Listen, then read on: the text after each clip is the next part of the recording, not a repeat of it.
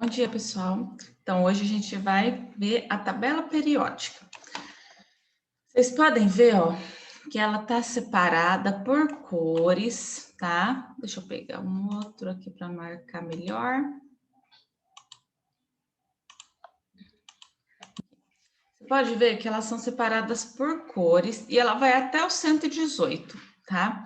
Que é o máximo, é o elemento químico mais completo que se conhece. Pode ser que eles desenvolvam algum outro tipo de elemento químico e tenha mais que isso? Pode ser, mas por enquanto o que se sabe, o organessônio é o elemento químico mais completo que tem. Ele tem todas as camadas da eletrosfera preenchida, olha aqui. Ele vai da camada K à camada Q, e todas elas são preenchidas com todos os elétrons em todas as camadas.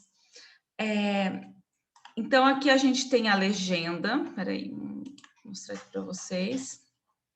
Ó. Aqui tem a distribuição de Linus Pauling nessa outra parte aqui, mas eu acho que vocês ainda não receberam a tabela periódica, né? Mas a gente vai ver o que consegue fazer, tá? Vocês podem reparar, olha aqui esse daqui aqui embaixo, o lantânio, vamos usar esse aqui como exemplo. Tá vendo esse cubinho aqui, ó, esse quadradinho? Aqui no lantânio, significa que ele é encontrado, né, ou na natureza, ou quando ele foi feito pelo ser humano, né, ele é encontrado no estado sólido, olha lá, ó, quadradinho. Quando a gente vê esse pinguinho aqui, ó, no caso do mercúrio, cadê o Hg aqui? O Hg, gente, Hg. Ai, na hora que eu achar, eu mostro para vocês. Aqui o Hg, ó, é o mercúrio, tá? Olha lá, ele tem um pinguinho, tá vendo? Ele tá no estado líquido. O bromo também é encontrado no estado líquido, tá? E quando tem esses três risquinhos, significa que a gente encontra no estado gasoso, ok? O que mais que a gente pode interpretar na nossa tabela periódica? Esse número aqui de cima, ó, em cima da sigla aqui do nome do meu elemento químico, eu tenho a massa do meu elemento químico. Esses numerozinhos aqui do ladinho, um embaixo do outro, é a minha distribuição eletrônica nas minhas camadas. Então vamos aqui, olha o cobre, olha o níquel, ó. 2, 8, 16 e 2. Camada 1, 2, 3, 4, ou camada K, L, M e N, tá? Então, isso daqui é a minha distribuição eletrônica dos meus elétrons nas camadas desse elemento químico. Esse númerozinho aqui embaixo corresponde ao número atômico do meu elemento químico, ou seja, o número de prótons. Se eu somar essa quantidade de elétrons aqui, ela tem que ser igual à quantidade de prótons. Por quê? Quando a gente teria que achar, né, o nosso elemento químico estável, neutro, né? Porém, na natureza, a gente dificilmente vai achar eles separados de outros elementos químicos, a não ser esses aqui, ó, que são os gases nobres. Eles não se misturam com ninguém, tanto com o nome nobre, né? Nobreza, não mistura. Então, esses aqui a gente não encontra eles misturados com nenhum outro. Os outros elementos químicos, a gente vai acabar achando eles junto com outros, tá? A tabela periódica, ela é organizada por grupos e período. Grupo, ó, é a coluna, tá? Grupo é o que está em pé. O que esses grupos apresentam em comum?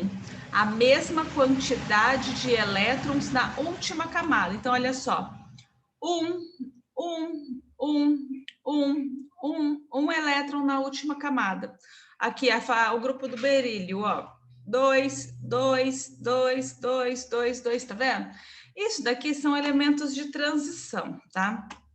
Esses elementos, eles têm particularidades em comum nos seus grupos, tá?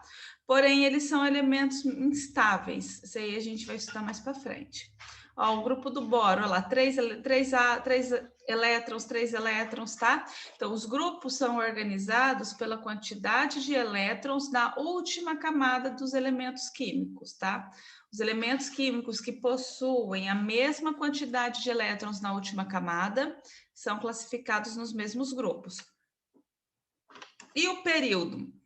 É a quantidade de camadas que o meu elemento químico tem. Por exemplo, olha aqui, o período é a linha, tá? Olha aqui a do potássio, olha lá, 1, 2, 3, 4 camadas ele tem na eletrosfera. Você pode ver que todos esses aqui, ó, que estão nessa linha, tem 4 camadas, tá? Esse vai ter 5, esse vai ter 6 camadas, e esse vai ter 7 camadas na eletrosfera, tá? E assim por diante, que esse aqui vai ter 1, 2, tá? O hidrogênio, que só ele que é dentro desse grupo aqui do hidrogênio. Os metais, que são esses azulzinhos. Os não metais, que são os amarelinhos. E os verdes, que são os gases nobres. Muito inteligente, né? A organização da tabela periódica, e outro também, a gente classifica a tabela periódica em ordem crescente de número atômico, ou seja, em ordem crescente de prótons. Olha lá, 1, 2, 3, 4, 5, 6, 7, 8, 9, 10. Além da gente organizar ela por grupos, períodos, a gente organiza também ela por número atômico, ou seja, número de prótons. E é esse número de prótons aqui que a gente caracteriza o nosso elemento químico, tá? Então, se um dia vocês virem uma pergunta, um elemento químico é caracterizado pelo número do quê? Pelo número de prótons. Então, eu consigo identificar meu elemento químico através do número de prótons, tá? Lá na pergunta da página 46, a pergunta 4, vocês vão precisar olhar nessa tabela periódica aqui para poder fazer o exercício. Então, aqui, ó, lá tem o flúor, tá? O símbolo dele é o F.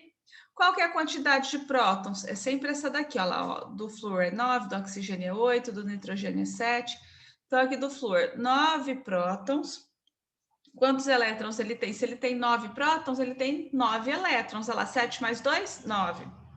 Quantos nêutrons ele tem? Para eu achar a quantidade de nêutrons, eu tenho que fazer a massa menos os prótons. 19 menos 9, 10, tá? Então, ele tem 10 nêutrons, o meu átomo de flúor, ok? O Z é caracterizado pelo número atômico, que é o número de prótons, ou seja, 9. O A é a massa do meu elemento químico, que no flúor é 19. E como eu represento o meu elemento químico? Eu coloco o símbolo dele, a massa em cima e o flúor embaixo. Então, ficaria o F, um 19 aqui e o 9 aqui, certo? Tentem terminar de fazer esse exercício, pelo menos o 4, né? Já me mandem e vão tirando as dúvidas, tá bom, pessoal? Tchau, tchau.